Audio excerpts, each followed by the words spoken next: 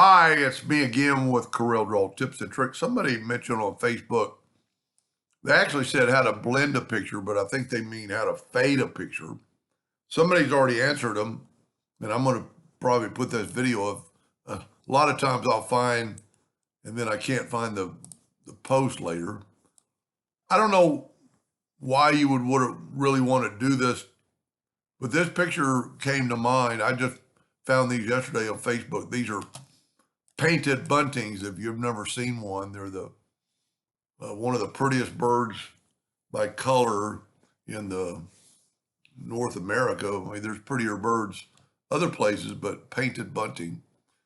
So if you want to do this and kind of where like it's fading, select your picture and go to the transparency tool, and then go right here to, I'm going to make sure I'm going to get on the right one, fountain transparency, and you get that right there. Now, because it's transparent, I'm going to move it off the page.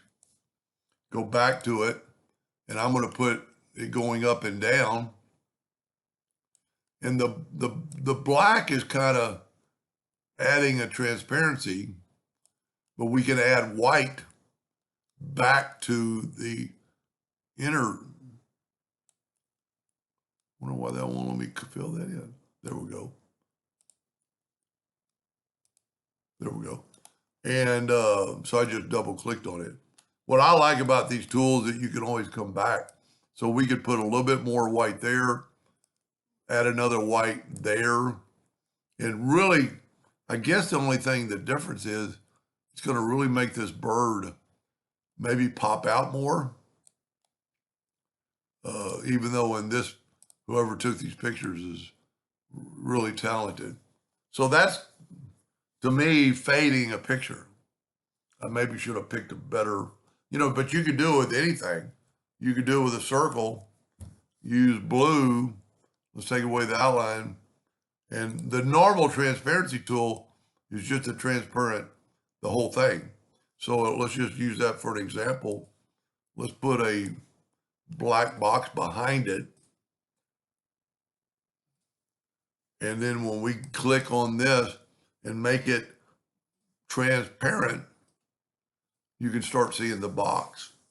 But if you pick on that and grab the fountain transparency, I mean, look how you could change it up quite a bit. Let's put black in both ends. And then let's see, it's almost gone. And then let's put a white in the center and it brings it back. Now, I don't really need that black box now, but you don't need to hit your calculator. But see, it's doing basically transparency on both sides. And now without that black box, what I do like about most of these tools, you can pick on it and come right back. And you could do more. You could put, put another black. Well, maybe it won't let me do that. Maybe I can't add another one. But anyway, then you could make the whole thing transparent.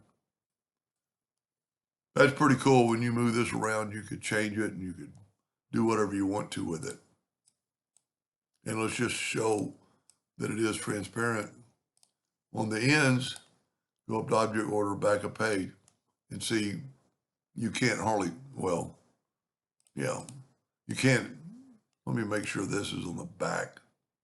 Yeah, you can't really even see the circle anymore because it's so transparent.